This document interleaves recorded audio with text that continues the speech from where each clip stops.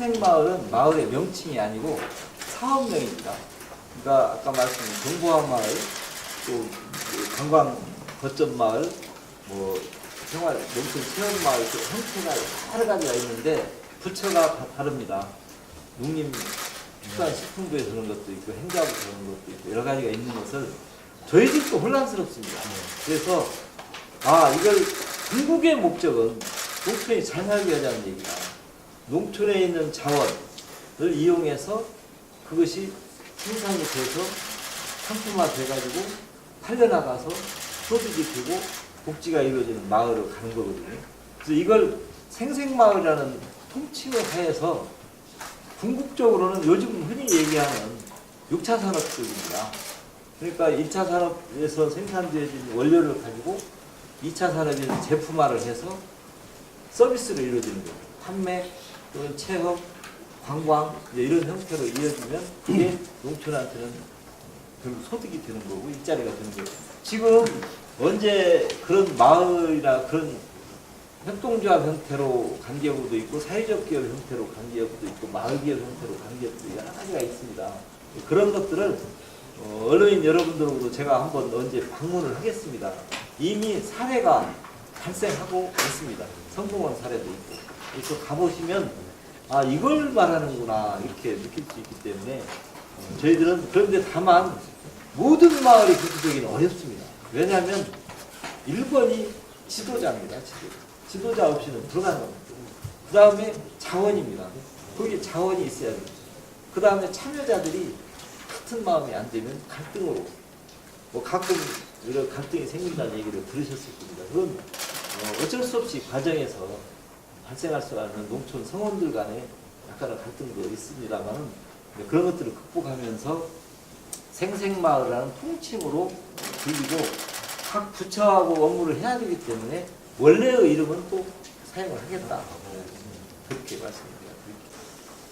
당연히 갈등은 원만하게 해결되어지는 것이 가장 바람직스럽죠. 그러나 저는 갈등의 분류를 정확히 해야 된다. 예를 들어서 항공대대 이전 종합경기장 이건 원래 가던 길이 있습니다. 가던 길을 바꾼 거죠. 갈등이 아닙니다. 변화시켜버린 거죠. 저가 있을 때 이렇게 가고자 했던 일을 그 다음에 이렇게 간 것을 저보고 조정하라면 뭘 조정? 저는 원래대로 가라는 말 같은 할 수가 없습니다. 그렇기 때문에 그건 갈등의 문제가 아니고 선택의 문제로 간 거죠. 가다 보니까 시끄러워진 것일 뿐이죠. 그것은 우리가 조정해야 할 갈등의 대상이라고 보지는 않습니다. 단 지금 앞으로 설정될 공항 문제라든지 옥정호 문제라든지는 약간 갈등이라고 봅니다. 왜? 선택의 문제가 아니고 이해관계를 반드시 협의를 거치도록 된 것은 안 거친 거고 공항도 지역 간 아직 선택은 안 됐지만 해야 되는 상황이 있기 때문에 갈등의 문제라고 본다. 그래서 저는 갈등적 요소와 비갈등적 요소를 분명히 합니다.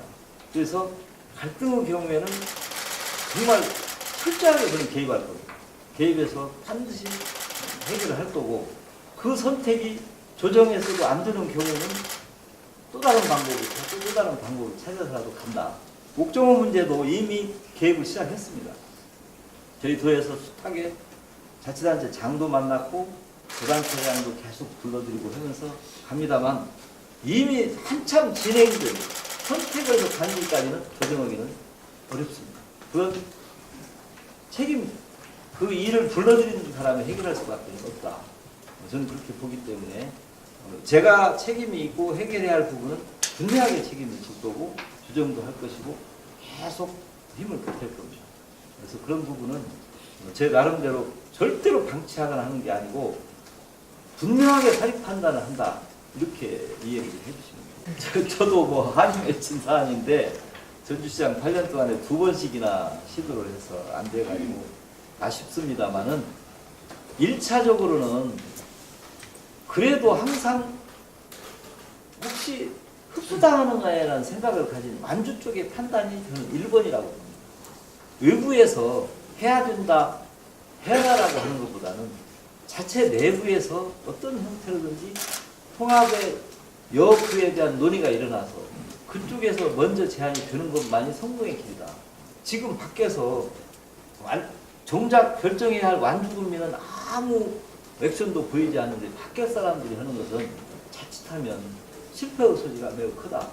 따라서 오히려 완주군 내부에서 통합의 논의가 이루어지고 장단점이 이루어지고 특히 현재 직을 갖고 있는 사람들이 완주군을 어떤 형태로든지 리더하고 있는 사람들은 판단이 매우 소중한 일이기 때문에 그런 문제는 제가 이제 어느 정도라도 조금 이슈화가 되면 그 부분은 저도 개입을 해서 의견을 다 듣고 앞으로 갈 건지 현 상태를 유지할 것인지 판단해 나갈 그 생각을 갖고 있다.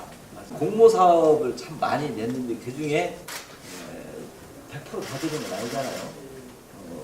작아서 이제 기억은 안 나지만 이것도 좀 됐으면 좋겠다, 뭐 이것도 됐으면 좋겠다 한 것들은 있습니다.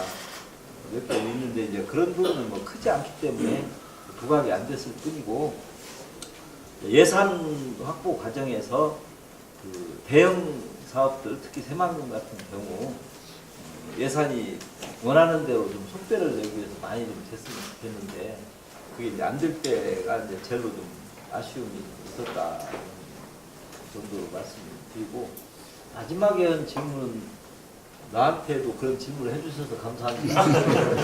저한테도 그런 질문이 잘 안 오더라고요, 저는. 그러니까 저는 이런 생각을 가져요. 그 시도지사 협의회를 가면 그 안에도 그분이 있더라고. 대선 후보가 있고 늦게 안 나갈 사람이 있고 앞으로 나가게 생긴 사람이 있고 이게 분류가 되어 있는데 저는 절대 안 나갈 사람으로 분류되는 것 같아요. 이렇게 보니까. 그러니까 그 어떤 전국화되는 어떤 계기가 있는 것 같아요. 어떤 정치적인 입지는 이게 그런 전국화되는 계기가 안 만들어졌잖아요, 우리는. 그렇기 때문에 그런 부분까지 깊이 있게 생각을 안 해봤고, 저는 이제 여기까지 올 때까지 뿌리부터 도지사 되려고 한 건 아니지만, 제가 원래 출신이 뿌리부터 전북이라, 저는 여산 송가입니다. 익산의 여산이 제 본관입니다. 그리고 우리 집안은 전북을 떠나본 일이 없어요. 그래서 전북이라는 단어가 너무 깊이 제 머릿속에는 돼 있습니다. 그러나 대한민국 전체 속에서 전라북도만 잘 될 일이 있다면 뭐든지 하죠, 당연히. 어떤 일이든 하겠지만 그 질문에 다 직접 지금 답하기는 매우 어려운 것 같습니다. 있다고 저는 봅니다. 어떤 게 있어요? 1번이 타 지역의 견제입니다. 현재 제일 제가 염려하는 것은 우선 무안공항, 청주공항. 이 지역에서는 새만금 공항을 보이지 않게 견제를 할 거라고 봅니다. 이게 이제 가상입니다. 그러니까 가상인데 왜 그러냐면 아무래도 수요라는 게 한도가 있는데 새만금 공항이 생기면 자연히 가운데 지역이 빠져나가기 때문에 무안이나 청주는 타격을 받을 수밖에 없다는 생각을 갖지요. 벌써 약간은 그 언어 구사 속에서 뉘앙스가 느껴집니다. 새만금 언제 되지요? 그 되면 뭐 어떻게 합니까? 뭐 이렇게 묻는 사람들이 있는 걸로 봐서는 상당히 의식을 하고 있다는 생각이 들고 그런 차원에서 제가 아까 처음에 그래서 드린 말씀 새만금의 경우는 기존의 지역과는 너무 다른 개념이다. 원래 없던 땅을 만들어 놓고 먼 미래에 동북아의 경제 허브를 만드는 땅인데 그러면 거기에 공항이 없다는 것이 말이 되는 얘기냐. 그럼 새만금을 아예 하지 말라는 얘기나 똑같은 얘기다. 다만 미래의 얘기고 기능의 차원은 좀씩 있을 수가 있다. 그래서 저는 이제 그렇게 이제 설명을 하고 있습니다. 그러니까 그건 국토부에서 공항 계획에 넣을 때도 그런 차원에서 들어간 겁니다. 그리고 이제 아까 경비 갈등 얘기했죠. 그 부분도 지금 뭐 군산, 뭐 김제가 약간 이렇게 혹시 뭐 우리 지역 어디 지역으로 가나 이런 얘기를 하는 것 같은데 그렇게 얘기하면요 부안도 해당돼요. 그러니까 그런 부분은 저는 그래서 용어를 새만금으로만 쓰겠다. 새만금에다가 하는 거지 어느 해당 시군에 들어가는 건 아니다. 라는 개념으로 저는 이 일을 접근하고 있고 어떤 형태가 됐든 이제 사전 타당성 조사에 들어갈 겁니다. 이제 하반기부터 들어가게 되면 1번 관심사항이 아마 입지 문제가 될 것이라고 저는 봅니다. 그래서 이 입지 문제만큼은 이제 계속 국토부라든가 앞으로 용역을 맡을 곳, 그 다음에 해당 시군 리더들 다 가장 하드 이슈가 되는데 이 부분에 대해서는 객관성을 유지할 수만 있다는 철저하게 객관성을 유지하는 어떤 형태의 위원회라든지 형태를 좀 구성하고 싶습니다. 그래서 거기에 따라야 된다. 그러고도 싸운다면 지금 영락고이나 차이가 없는 것이 되죠. 그래서 가능하면 그 수용이 다 될 수 있는 쪽으로 객관적 기준을 확실히 만드는데 지금부터는 가장 큰 포인트를. 제가 삼성 문제는 오늘 제가 답변을 조금 유보를 하겠습니다. 왜냐하면 지난번 이병국 총장 왔다 간 이후에 서로 변화된 게 하나도 없고 제가 또 그 사이에 유럽을 일주일 다녀오면서 아직 그 문제에 대해서는 더 깊이 있게 진전시킨 것이 없습니다. 다만 삼성 측에서 저한테 면담 요청이 왔습니다. 왔는데 제가 버티고 있습니다.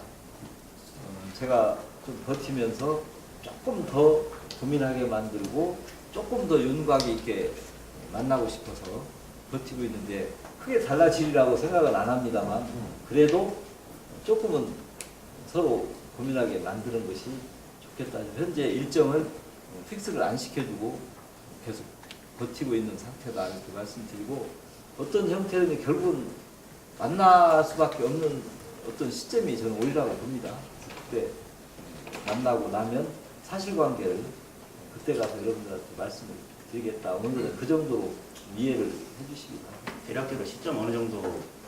뭐 너무 또 오래 가는 것도 좀 그렇고요.